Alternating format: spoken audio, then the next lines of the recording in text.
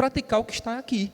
Ou seja, a doutrina ela pode ser inútil, ela pode ser improdutiva na minha vida se eu não estou disposto, como servo de Deus, a seguir os preceitos. Então, a doutrina ela tem uma funcionalidade prática, sim, que é a de conduzir a igreja no caminho, conduzir a igreja nos caminhos, nos preceitos do nosso Deus. Então, Paulo traz aqui como exemplo de Cristo, o maior exemplo, o maior estímulo à obediência. Então, se Cristo foi obediente, né, a Deus, deixando a sua glória, esvaziando da sua glória e vindo até a cruz, por que aquela igreja, por que nós como igreja não podemos, como no caso daqueles irmãos, se consertar ali naquela situação em que eles viviam, né? De desarmonia, de desunião, de partidarismo, de egoísmo. Então Paulo está chamando isso à tona. Então a doutrina ela tem esse funcionamento. E outra questão que a gente precisa pensar ainda, quando Paulo está trazendo esse ensinamento para aquela igreja, para os irmãos, é que a obediência, a nossa obediência como cristãos, a obediência do cristão, ela independe, irmãos, das circunstâncias. E Paulo está chamando a atenção aqui disso, por quê? Porque alguns crentes daquela igreja de Filipos estavam meio que vivendo ali com uma certa nostalgia, que é a palavra que ele usa aqui, com um certo saudosismo da época em que Paulo estava presente com eles. Lembrando aos irmãos que quando Paulo escreve essa carta aqui de Filipenses, ele estava, né, na prisão. E aí é interessante notar que aqueles irmãos eles tinham uma dependência física de Paulo, tá?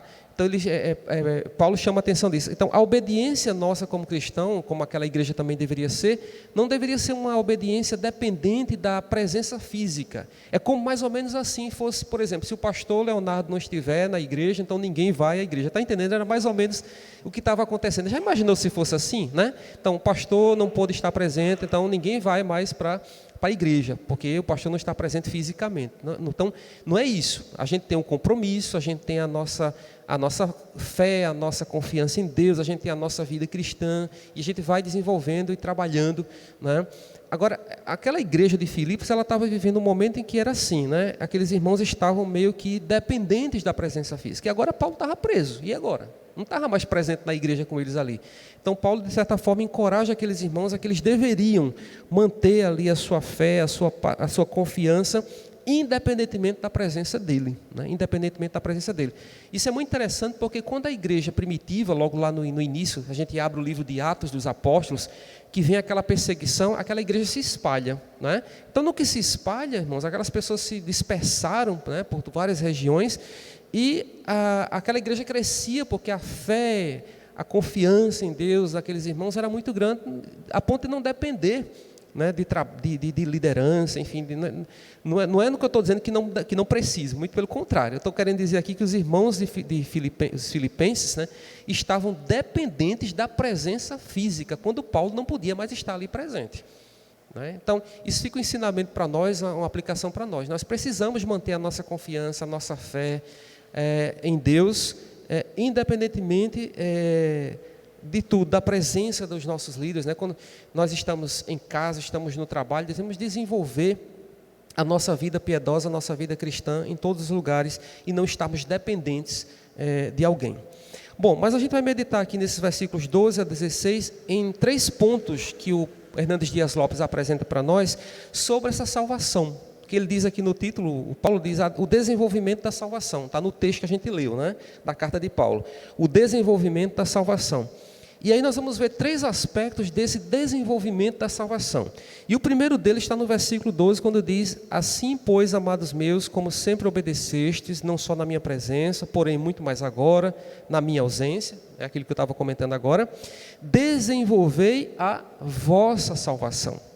Então veja que aparece aí a palavrinha vossa salvação, porque a salvação é algo que é nosso, né? Louvado seja o nome do Senhor por isso, porque nós temos algo precioso demais, que é a salvação em Cristo Jesus. Foi algo que nos foi dado. Agora tem um detalhe, irmãos: a salvação não é uma conquista nossa.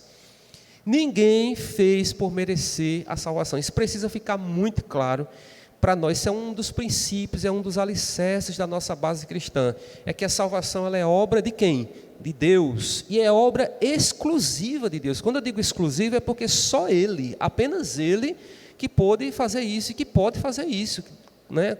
da salvação. Salvar, a salvação não é uma conquista, mas é um presente de Deus. E eu digo isso porque existem religiões em todo o mundo que ensinam que a salvação vem da parte do homem. Se a gente pensar, por exemplo, na religião espírita, por exemplo, né, eles gostam muito de fazer caridade, né, já viram isso, né? Inclusive eu já vi em alguns carros, fora da caridade não há salvação. E aí tem um erro gravíssimo. Fora da caridade não há salvação. Isso é um lema do Espiritismo. Porque eles acreditam que quanto mais eles fazem alguma coisa, alguma boa ação, mas isso contribui para a salvação deles. O catolicismo romano também tem um pouco isso também, de fazer o bem, de fazer alguma coisa, como se nós pudéssemos fazer isso, como se nós pudéssemos obter a salvação pelo fruto do nosso esforço, pelo nosso trabalho. A salvação não é um prêmio pelas nossas obras, a salvação ela é um troféu da graça de Deus, como diz o pastor aqui, Hernandes Dias Lopes.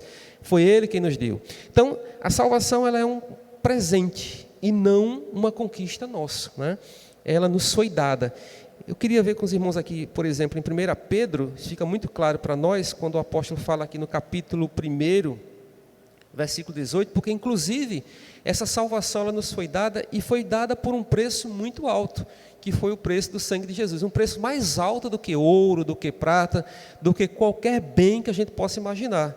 Então, 1 Pedro, capítulo 1, versículo 18 e 19, o apóstolo diz muito bem isso, ele explica muito bem quando ele diz, sabendo que não foi mediante coisas corruptíveis, como ouro, ou como prata ou ouro, que fostes resgatados do vosso fútil procedimento que vossos pais vos legaram, mas pelo precioso sangue, como de cordeiro sem defeito e sem mácula, o sangue de Cristo. Então veja, irmãos, o preço da nossa salvação foi um preço de sangue, um preço alto, um preço comprado por Cristo na cruz do Calvário. O sangue precioso do Filho de Deus é que nos trouxe a salvação. Então essa é uma verdade que a gente precisa absorver de uma vez por todas sobre a natureza da nossa salvação, a natureza da salvação recebida, uma salvação que é um presente de Deus e que não é conquista dos nossos méritos.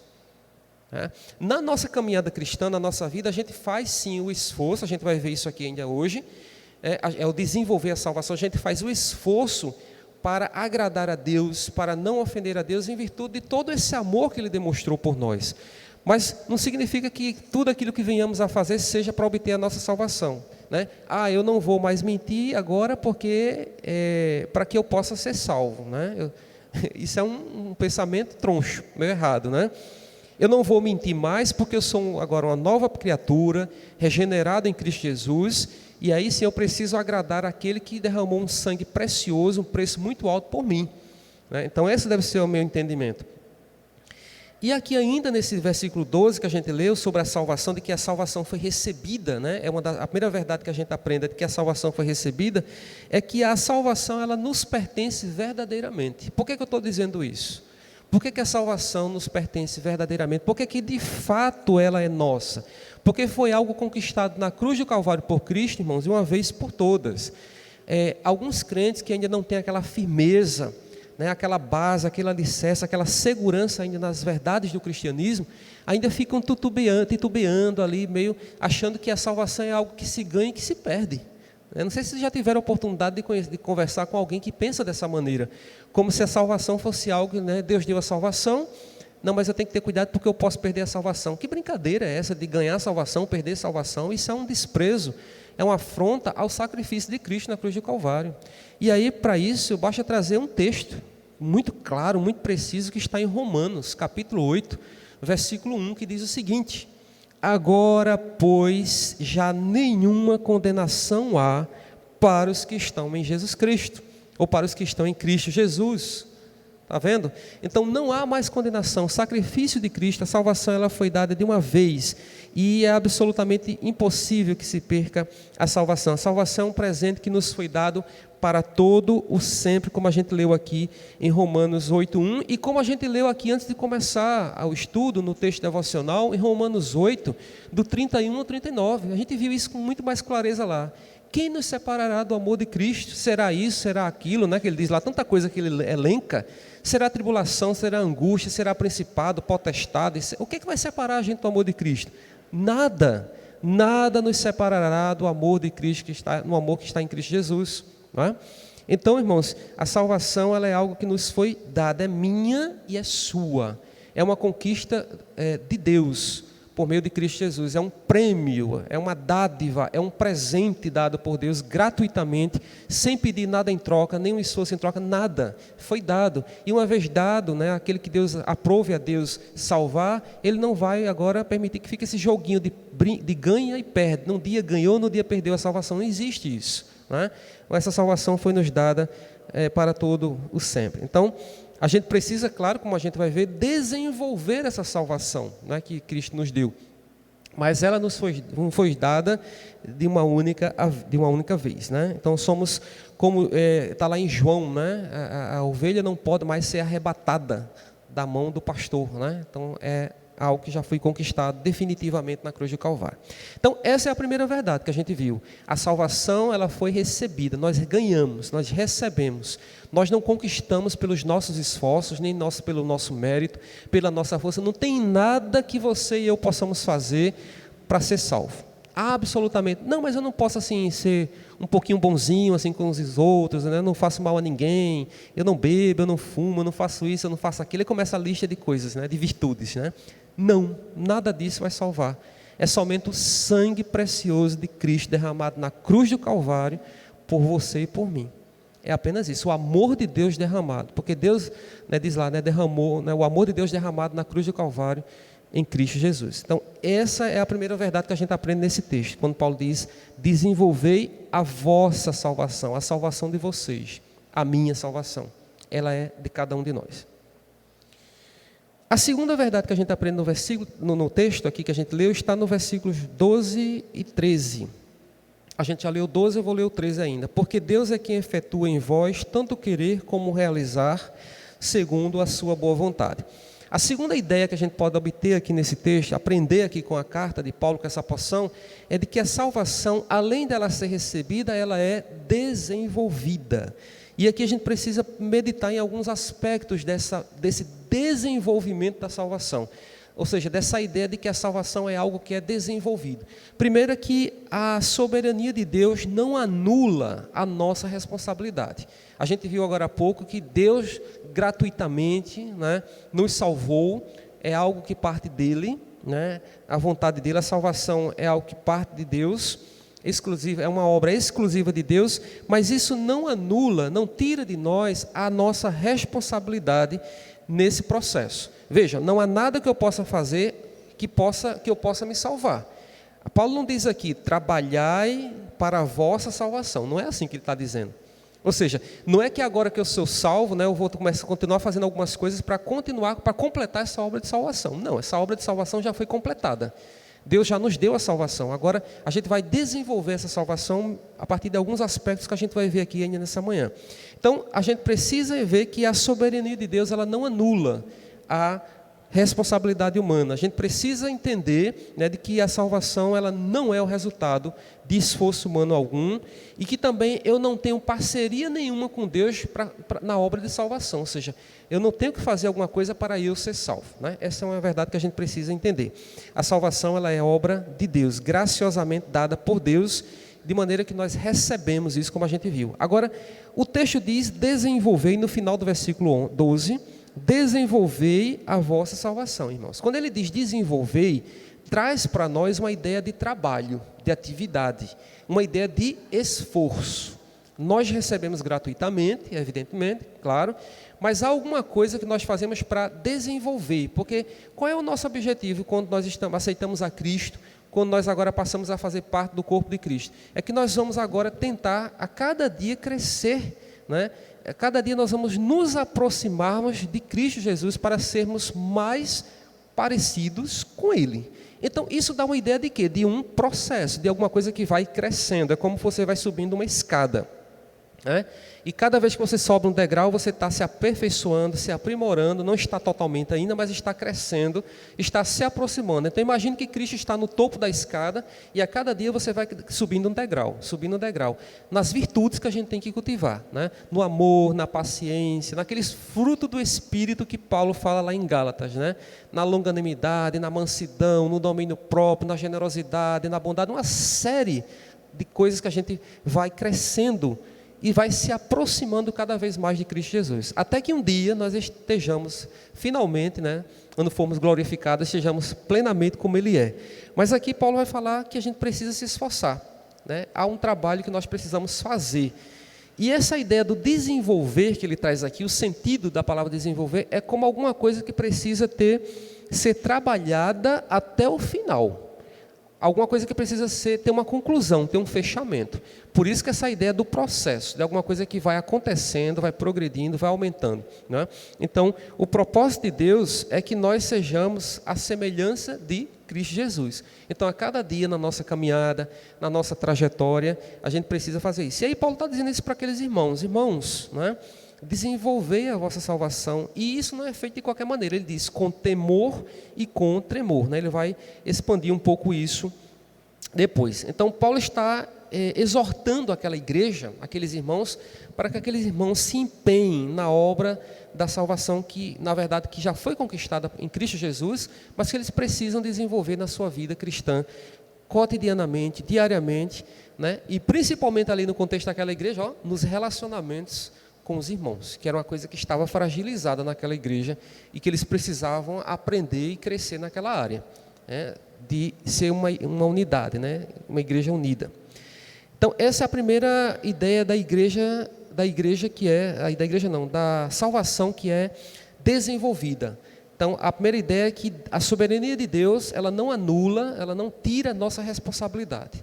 Deus nos salvou, mas nós temos que nos empenhar para continuarmos crescendo nessa salvação em Cristo Jesus, nos santificando a cada dia, crescendo a cada dia, não é? E aí a gente, como cristão, precisa também ter a capacidade de se autoavaliar, né? Como é que eu estou? Se fosse uma escola, vamos pensar que a vida cristã fosse uma escola, né? Onde nós estaríamos? Em que série nós estaríamos? Será que nós estaríamos lá embaixo ainda? Será que nós já estamos mais avançados? Então, como é que nós estaríamos na escola de Deus, né? Que notas nós estamos tirando nessa escola? Então, é isso que a gente precisa avaliar nesse processo de santificação. E é claro que é o Espírito Santo de Deus quem nos ajuda nisso.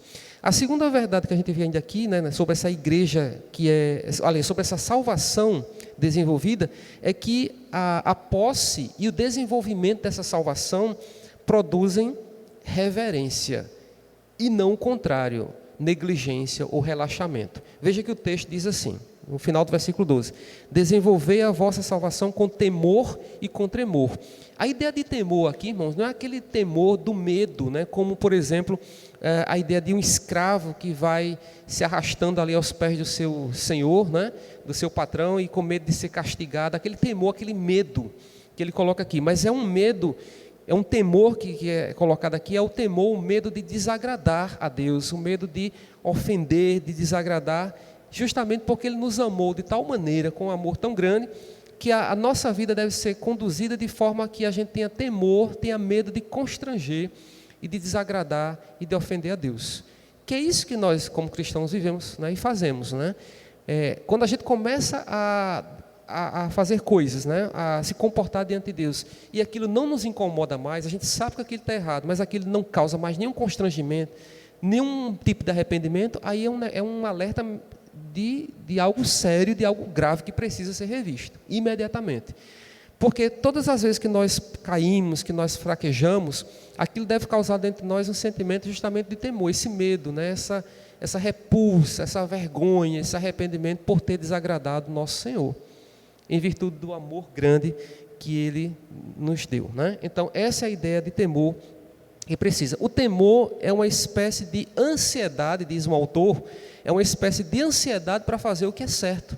Ou seja, todos os dias, quando nós acordamos como cristãos, a gente não acorda dizendo assim: Hoje eu vou pecar de meio-dia, quando for 3 horas eu vou cometer outro pecado, quando for de 7 da noite. Ninguém faz isso, não é? Eu acredito que não.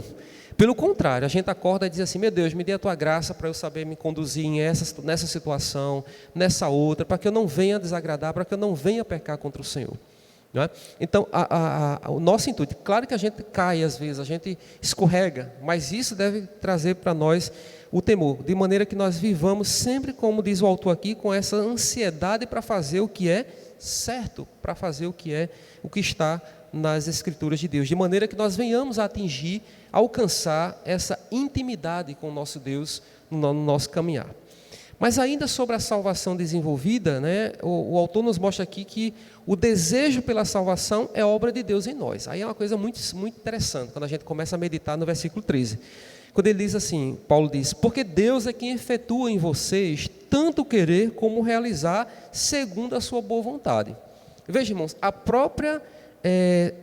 a salvação ela é obra de Deus, mas o desejo pela salvação é algo que vem também do próprio Deus.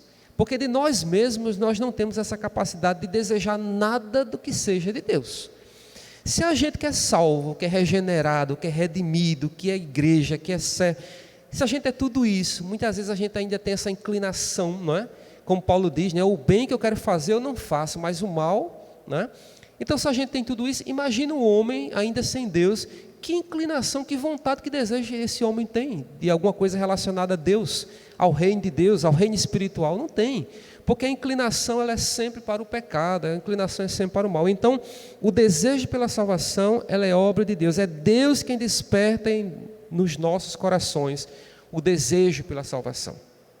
Miseráveis que somos, porque nem isso a gente tem a capacidade de desejar a salvação, né? Porque a nossa carne, a nossa natureza humana, ela sempre nos conduz, nos leva para o lado oposto de Deus. Mas o nosso Deus é que é isso. Veja bem, o Espírito Santo de Deus é quem nos ajuda nessa tarefa, né? De despertar, de introduzir dentro de nós o desejo pela salvação. Porque a lei, é interessante que o autor, né, o Hernandes Dias Lopes, ele traz isso, é muito interessante, porque ele diz que a lei, ela dizia às pessoas o que as pessoas deveriam fazer. Não matarás, não roubarás, não dirás falso testemunho, não era assim? A lei dizia isso, né? Olha, você não deve fazer isso. Não, está lá. A lei ela é sempre nesse sentido. Mas a lei ela não poderia colocar o desejo no coração da pessoa de cumprir aquilo. O Espírito Santo não, ele tanto coloca, ele faz as duas partes, né? Ele tanto traz para nós aquilo, né, os preceitos da Escritura, quanto ele coloca também dentro de nosso coração o desejo, a vontade de cumprir aquilo ali, de caminhar. Que é o que nós estamos fazendo como cristãos, nessa corrida que nós estamos fazendo, como Paulo ilustra algumas vezes. Estamos numa corrida, como um atleta que está aí numa Olimpíada, correndo em busca de do prêmio, né, do troféu. Todo dia se aperfeiçoando, buscando e batalhando para ser mais parecido com Cristo. Então o Espírito Santo nos ajuda. Em 2 Coríntios, Paulo explica melhor isso aqui, no capítulo 3 de 2 Coríntios, versículos 4, 5 e 6. 2 Coríntios 3, 4, 5 e 6. Olha o que Paulo diz.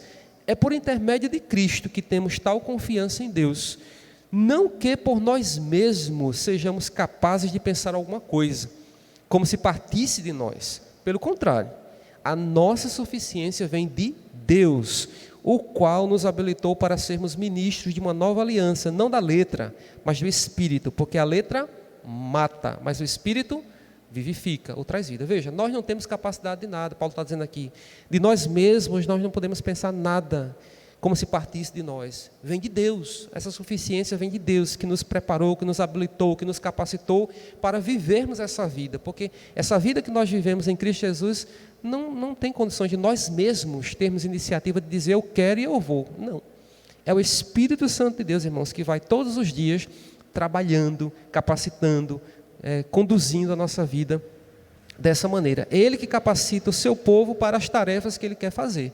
Inclusive, se a gente pensar nos próprios dons espirituais, né? Eu estou aqui nessa manhã ministrando para os irmãos, eu faço isso com a maior alegria no coração, eu gosto, eu tenho prazer. Agora, isso não vem de mim não, porque se fosse de mim mesmo, da minha natureza, talvez eu não desejasse nem um pouco estar aqui, o que eu estou fazendo. Ou o irmão que está aqui, os meninos aqui que estão trabalhando no som, ou o pastor que está pregando, ou o irmão que está no ministério da intercessão, outro que está no louvor, outro que está na ação social, outro que está nisso.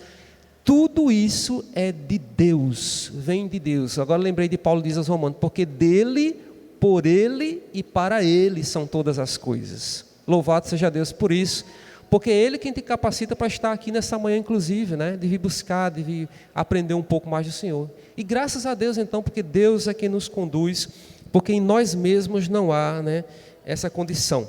Não há em nós, não há nenhum desejo em nós por Deus e pela sua obra que não venha, que não proceda do próprio Deus, né? Então os nossos talentos, os nossos dons que nós exercemos, tudo isso é o próprio Deus quem capacita, quem coloca, porque Ele nos prepara para fazer aquilo que Ele quer que nós façamos, a obra dEle, porque Ele é soberano. Então essa é uma verdade que a gente traz aqui nessa questão do desenvolvimento da salvação.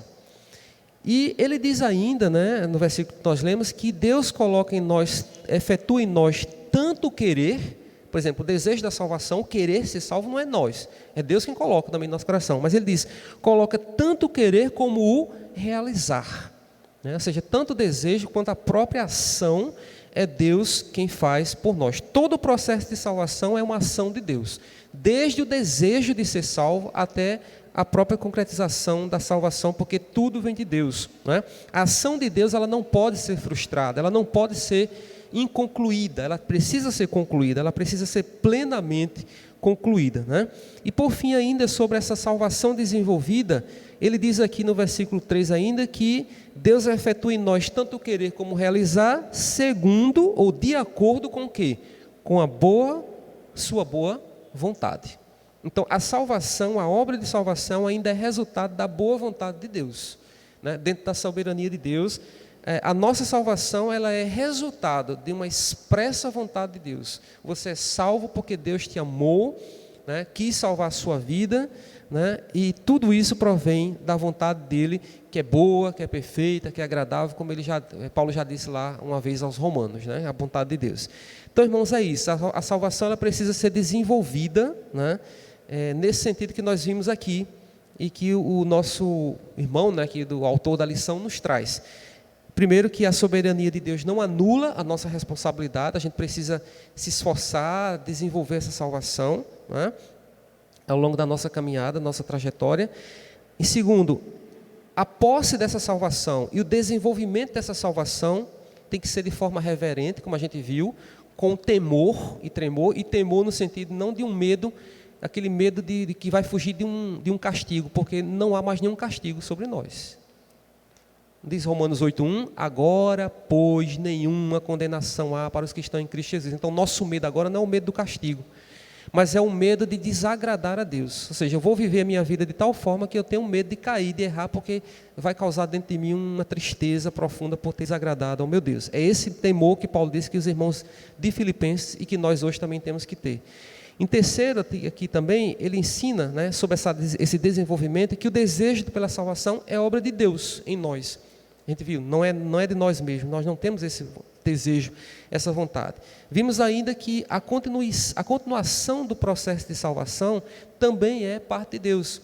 A gente foi salvo, né, em Cristo Jesus, mas essa trajetória que a gente vai viver, esse processo que a gente vai viver em Cristo Jesus até o dia da gente partir daqui, é Deus quem nos sustenta, é a obra dele que vai nos sustentar, nos segurar até o dia lá. E, em quinto lugar, aqui a gente viu que nessa salvação também desenvolvida, a obra de salvação é resultado da vontade de Deus. Foi Deus, em consonância com a vontade de Deus, que nós somos salvos em Cristo Jesus.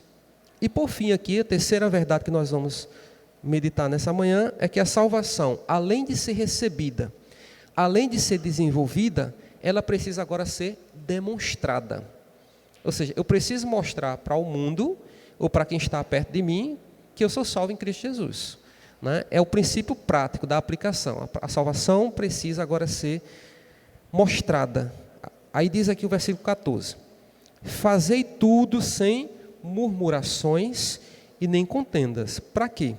Para que vos torneis irrepreensíveis e sinceros, filhos de Deus inculpáveis, no meio de uma geração pervertida e corrupta, na qual vocês resplandecem como luz, como luzeiros no mundo, né? Então, Paulo aqui está pensando na situação da igreja, novamente ele volta para a situação da igreja, os irmãos lá de os filipenses que viviam naquela contenda, naquela desunião, naquela divisão, naquele partidarismo, e ele volta agora chamando aqueles irmãos novamente à obediência em Cristo Jesus, né? Trazendo sempre como exemplo lá, o exemplo de Cristo, né? Quando ele fala lá, como a gente já viu na lição passada. E aí ele vai destacar alguns pontos, ele vai dizer, irmãos, essa salvação ela precisa ser demonstrada, né, ao mundo, que vocês precisam ser como luzeiros, como luz no mundo. E aí ele vai dizer o seguinte, em primeiro lugar, a salvação ela é demonstrada por meio dos nossos relacionamentos transformados, né? O versículo 14 que nós lemos, ele diz, fazei tudo sem murmurações nem contenda. Havia naquela igreja contenda, sabe o que é contenda? É divisão, é briga, enfim, esses ranços que existiam, né, entre os irmãos, e ele vai dizer isso, né, eles estavam trabalhando ali, aqueles irmãos, lembre que eu falei em uma das aulas aqui, que existia duas irmãs, né, que a gente ainda vai ver mais adiante, mas eu já adiantei aqui numa das lições, que existiam duas irmãs, Evódia e Sintique, e cada uma tinha um grupo de irmãos, então no dia que tinha o trabalho de uma, os irmãos que eram do outro grupo não iam, quando tinha o trabalho da outra, era uma coisa dividida, a igreja estava dividida, isso é um problema sério, porque Paulo estava dizendo assim, olha, esse problema de divisão da igreja, isso é um problema sério, primeiro, porque afronta o próprio Cristo, que é a união, que é o nosso exemplo, né, afronta o próprio Evangelho de Cristo Jesus. E segundo, afronta também e prejudica a própria imagem da igreja perante ao mundo. Prejudica a própria proclamação do Evangelho, porque o mundo vê a igreja uma igreja desunida, uma igreja que é dividida, então isso não vai ser um bom testemunho para o mundo. Então Paulo estava preocupado também com esse aspecto. Mas aqui ele vai começar a falar um pouco sobre essa questão de que a salvação ela precisa ser demonstrada por meio dos relacionamentos. E aí ele vai dizer de que forma isso acontece, né? Como é que isso acontece? Primeiro é que eles deveriam fazer tudo sem murmuração. Os irmãos sabem o que é murmuração? A murmuração é aquela reclamação que não para. Não sei se já tiveram a oportunidade de conhecer uma pessoa ou conviver com uma pessoa que reclama de tudo, de todos, todo momento, toda hora, nada está bom. É Deus derramando bênção aqui, aí daqui a pouquinho a pessoa já está reclamando porque não tem essa bênção aqui. Aí Deus vai dar aquela bênção, aí ele já vai reclamar porque não tem outra. É uma pessoa que não está satisfeita com nada. Então, isso é interessante, irmãos, porque Paulo está lembrando aqui desse pecado que era cometido lá no passado, no Israel. Com Israel. Deus providenciava todas as coisas e o povo de Deus reclamando de tudo. Aí eu vou ler só um trechinho que o Hernandes Dias Lopes traz, que é bem interessante. Ele diz o seguinte, sobre a murmuração. Quando o povo estava no Egito, murmurava porque estava no Egito. Né? Quando não tinham nada para comer, murmuravam quando não tinham nada para comer, Deus providenciou o maná, né? A comida para eles comerem, e eles murmuraram porque não tinha carne. Então olha só, é uma coisa que vai crescendo, a pessoa nunca está satisfeita. Eles murmuraram durante 40 anos no deserto, e quando chegaram à terra prometida, queriam tanto, desejavam tanto, ainda continuaram murmurando, quando chegaram na terra prometida. Muitos de nós, aí ele diz a aplicação, né, que ele faz, muitos de nós somos como aquele povo, irmãos. Né? Deus nos abençoa, mas há sempre uma insatisfação no nosso coração, uma murmuração, uma reclamação, e a gente continua a murmurar. Então Paulo está dizendo isso, olha, isso vocês precisam demonstrar a salvação, né? Quem é salvo não vai apresentar um comportamento dessa forma, precisa trabalhar esse comportamento em Cristo Jesus, né? Sem murmurações e também sem contendas, que é a outra parte que ele está dizendo aqui, porque a contenda significa essa divisão, esse partidarismo, enfim, inclusive havia situação que aqui acontecia na igreja de Filipos, de irmãos que levavam outros irmãos para os tribunais, né? Abria processo contra irmão, por alguma coisa abria processo e levava os irmãos para a justiça, né? Olha só a que ponto chegar. Então Paulo estava realmente... Aí você pode até achar engraçado, mas isso aconteceu lá. Acontece hoje, irmãos. É impressionante como a palavra de Deus ela tem uma validade, ela tem ela é tão atual, ela é uma atualidade, tem uma atualidade muito grande. Porque existem casos como esse tranquilamente, né? Irmãos que arrastam o outro para os tribunais aqui para resolver suas diferenças, suas brigas, suas picuinhas, né? E nada de unidade. Então Paulo vai e diz, olha, nada de murmuração, fazei tudo sem murmuração, nem contendas, porque essas atitudes elas são completamente opostas a Cristo, né? E também porque essas atitudes vão acabar causando aí um mau testemunho entre os descrentes, as pessoas que não conhecem. Imagina aqui a nossa igreja, né? toda dividida, toda rachada, uma pessoa de um grupo, outro grupo vai para outra pessoa, e gente brigando contra a pessoa. E aí, como é que fica diante do mundo? Eu vou para aquela igreja, aquele povo só vive brigando, né? Povo desunido, né? Como é que diz que é crente, está em Cristo Jesus, unido em Cristo Jesus, que Cristo é o cabeça da cabeça? Como é que pode ser Cristo é o cabeça de um corpo todo esfacelado, um corpo todo rachado, um corpo todo dividido? Não pode. Tem coerência nisso. Então, irmãos, o que a gente faz aqui como igreja afeta diretamente aí fora, né? Não tem, a gente precisa muito pensar nisso, como igreja do Senhor. A gente vive para ser luz. A função da igreja, como corpo de Cristo, é viver para fora. A gente está aqui entre quatro paredes porque a gente está numa reunião de estudo bíblico, né? Está aprendendo da palavra do Senhor, mas a gente sai daqui e a gente continua sendo igreja que vai ser lá na casa, no trabalho, na escola, na rua. É a igreja fora, no mundo. Não é só quando a gente está aqui dentro das quatro paredes, não. O que a gente aprende aqui, claro, a gente vai evidenciar, demonstrar aí fora para que as pessoas olhem para a gente e digam, realmente, tem uma coisa diferente nesse povo aí que faz parte da igreja, né? Que diz que é crente. Tem alguma coisa interessante aqui. É essa a função.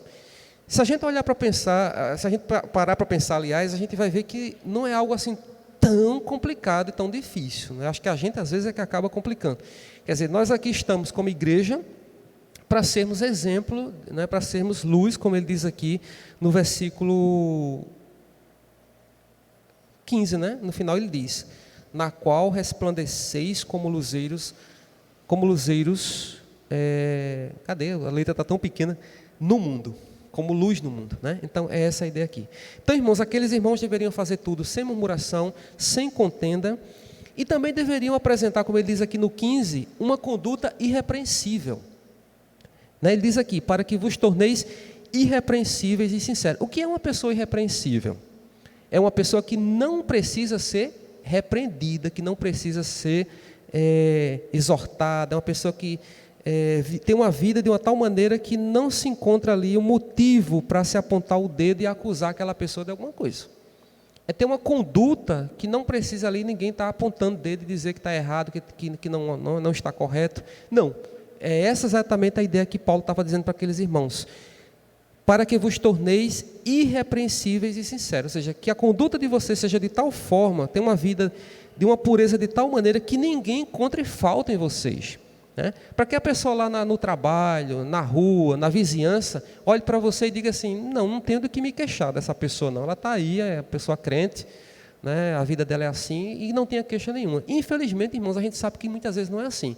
Quantos de nós aqui já não escutou alguma vez alguém dizer assim, fulano, aquela pessoa ali é crente? É nada. Aí começa a listar, debulhar o rosário de problemas que vê na vida daquela pessoa, né? É uma fofoqueira, é um mentiroso, né? Compra fiado e não paga, né? Não é assim que a gente escuta por aí? É isso, essa pessoa no caso é uma pessoa repreensível, ou seja, uma pessoa que é digna de repreensão, ela precisa ser repreendida. Mas Paulo está dizendo aqui, irmãos, para que vos torneis irrepreensíveis, para que não tenham do que falar mal de vocês nos relacionamentos de vocês, porque vocês estão aí brigando na igreja. Paulo está dizendo para aqueles irmãos isso. Vocês estão aí se debatendo, né, uns contra os outros, e o povo lá fora está vendo tudo isso. E o evangelho de Cristo é quem perde aí, o testemunho mal feito, mal dado aí, totalmente mal dado do testemunho de Cristo Jesus. Mas ele diz também que os irmãos deveriam ser sinceros, irrepreensíveis e sinceros.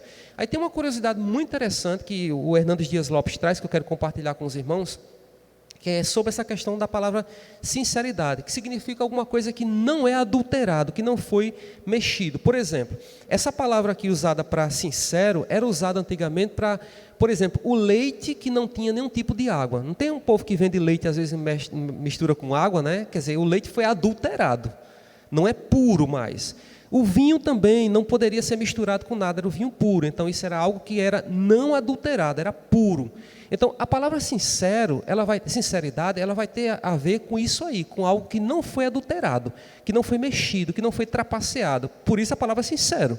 Quando a gente diz assim com alguém, seja sincero, você quer que a pessoa seja transparente, diga a verdade, né? Não minta. Então a palavra sincero também era usada naquela época na área de metalurgia, para metais que eram puros. né, para bronze, para ouro, aquele material, aquele metal que não tinha nenhuma impureza. Era usada a mesma palavra que é usada também para sinceridade. E o mais curioso também, era essa palavra sinceridade, essa palavra do grego lá, sincero, era usada para os casos dos vasos, os oleiros, que faziam vasos de barro e às vezes o vaso trincava. O que é que eles faziam? Pegava cera e tapava o buraco ali, a fissura, o rachão do vaso e ia metendo cera. Aí vendia. Só que o comprador, quando ele pegava o vaso que botava no sol, o que é que acontecia com a cera? A cera derretia. E aí aparecia o quê? O rachão todinho, né? As fissuras apareciam. Daí a palavra sinceridade tem a ver com a palavra cera.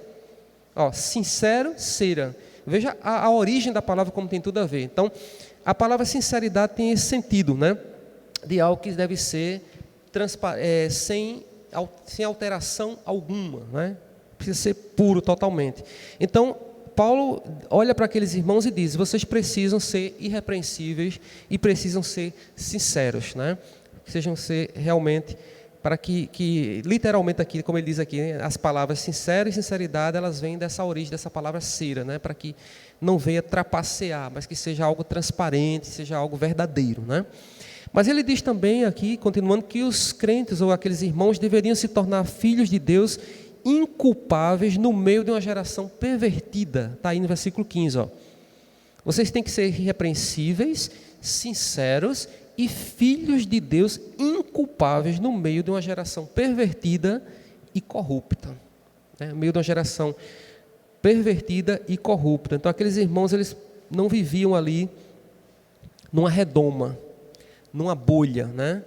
Por exemplo, aqui a gente que é cristão, a gente não vive aqui só na igreja, aqui, nesse ambiente. A gente não mora aqui, né? Porque aqui a gente passa algumas horinhas, alguns minutos, algum tempinho aqui. Então é muito tranquilo, muito em paz, né? Ninguém briga, é tudo tranquilo.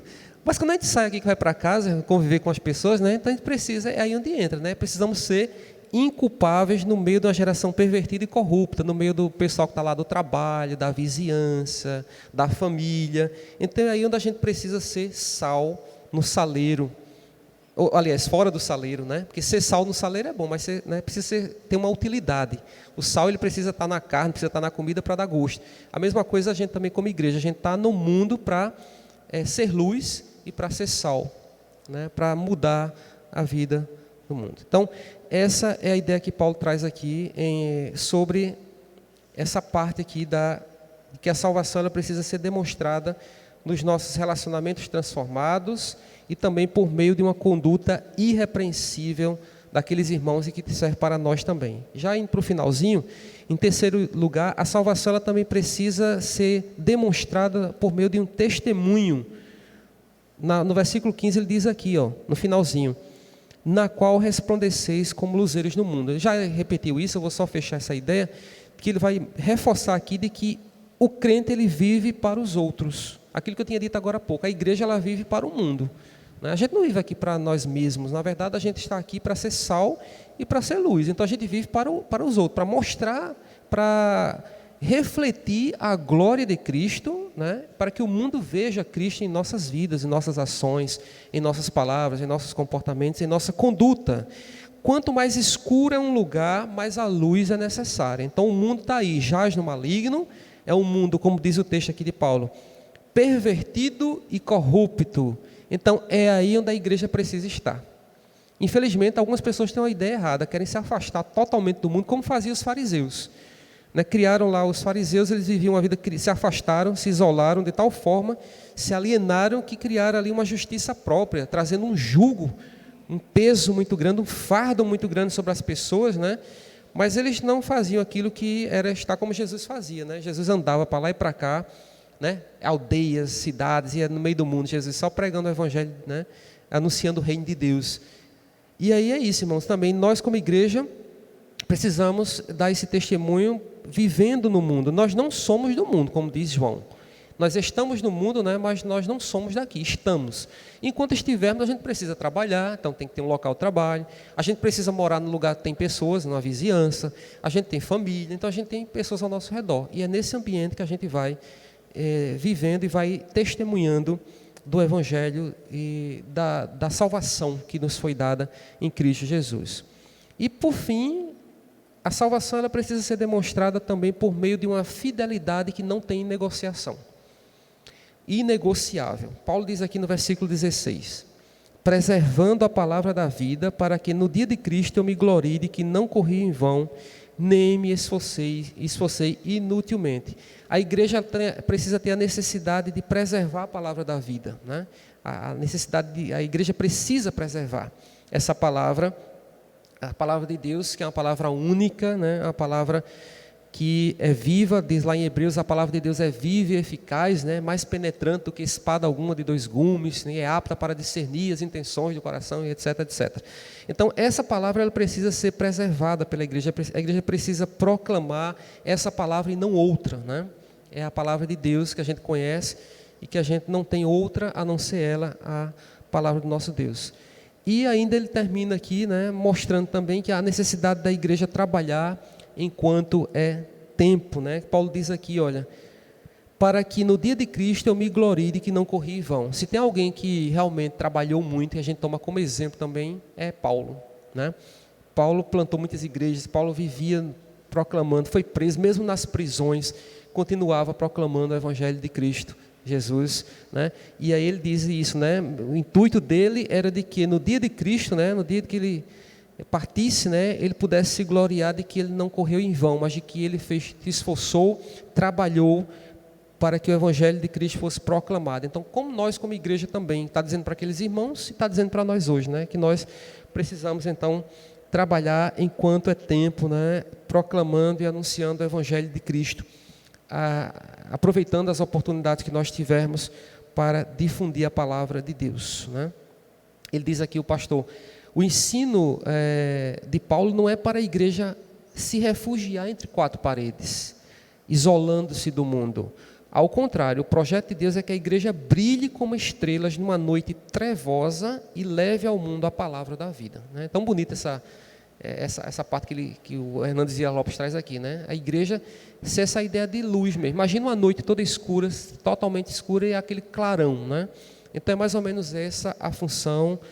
Mais ou menos não, essa é a função da igreja como luzeiro resplandecente. Então, meus irmãos, que o Espírito Santo de Deus nos ajude, nos capacite para todos os dias podermos ser gratos a Deus por essa salvação recebida que vem dele, que é obra exclusiva dele, e possamos desenvolver essa salvação também, buscando ao Senhor todos os dias das nossas vidas, sempre se esforçando para fazer segundo a sua palavra, nos conduzirmos segundo a sua palavra, seus ensinamentos, né? O livro de Salmos, lá o Salmo 119, todinho é um salmo belíssimo que mostra exatamente a beleza da palavra, da escritura, do preceito, da regra, que é a palavra de Deus para as nossas vidas, e que também nós possamos demonstrar essa salvação, não apenas termos recebido e não apenas desenvolvido, mas também demonstrando essa salvação para aqueles que estão ao nosso redor,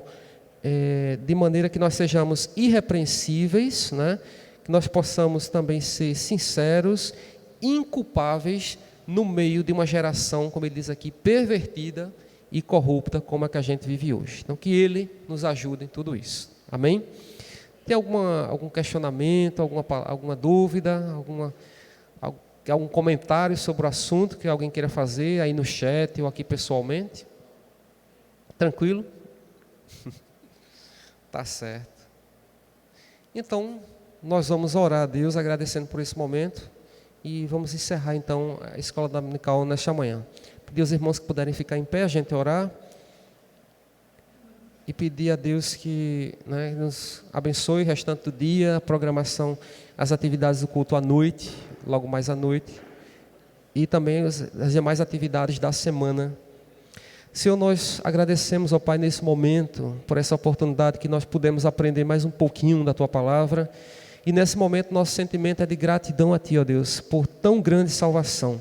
Queremos agradecer, ó Deus, pela salvação em Cristo Jesus, ó Deus, uma obra, ó Deus, que vem do Senhor, Deus, exclusivamente Tu, ó Pai. Nós agradecemos por sermos alvo, por termos recebido esse presente do Senhor.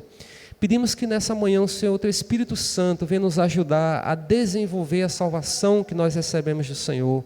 Que nós possamos, ó Pai, a cada dia crescer na vida piedosa, na nossa vida cristã, na nossa trajetória, buscando, ó Deus, a Tua palavra, os ensinamentos, nos conduzindo, ó Deus, pelas orientações que estão expostas nas Tuas Escrituras, ó Pai. Que nós possamos desenvolver a cada dia, crescer, ó Deus, todos os dias, ó Deus, no amor, na comunhão, na unidade, ó Deus, na harmonia, ó Deus, na bondade, na misericórdia, ó Deus, também na longanimidade, na mansidão, no domínio próprio, enfim, ó Pai, em tantas virtudes que conquistamos em Cristo Jesus. E que também possamos, ó Pai, conforme nós aprendemos esta manhã, demonstrar, Deus, a salvação, mostrar ao mundo que nós somos realmente salvos em Cristo Jesus, que o Teu amor na cruz do Calvário nos alcançou de tal modo que nós possamos e nós podemos refletir esse amor por onde andarmos, ó Deus, nas nossas relações interpessoais, no nosso trabalho, na nossa vizinhança, ó Deus, na igreja também, ó Deus, na escola, na universidade, na família, enfim, ó Deus, onde nós estivermos, que nós possamos nos comportar de forma irrepreensível, ó Deus, de forma, ó Deus, inculpável, ó Deus, no meio de uma geração que precisa, ó Deus, muito, ó Deus, do Senhor, que precisa conhecer, ó Deus, e nós precisamos ser luz, ó Deus, para este mundo. Que o Senhor nos ajude, Pai, nesta tarefa, nessa missão, nessa responsabilidade que temos de ser igreja, ó Deus, de estarmos, ó Deus, refletindo a Tua glória, ó Deus, para o mundo. Nos ajuda, nos orienta, ó Deus, nos dá a graça para cada dia crescermos mais e mais no Senhor. Abençoa nossos irmãos que estão aqui, que o Senhor os conduza, ó Deus, todos em paz para os seus lares, ó Deus, também dá-nos um domingo abençoado na Tua presença. Aqueles que estão em casa também sejam fortalecidos, abençoados, renovados pelo Senhor neste dia. E pedimos por todas as atividades, ó Deus, a serem desenvolvidas aqui na igreja durante a semana, que o Senhor esteja nos capacitando, nos habilitando para todas as coisas. Nós oramos agradecidos por tudo, no nome de Jesus. Amém. Que Deus abençoe a todos vocês.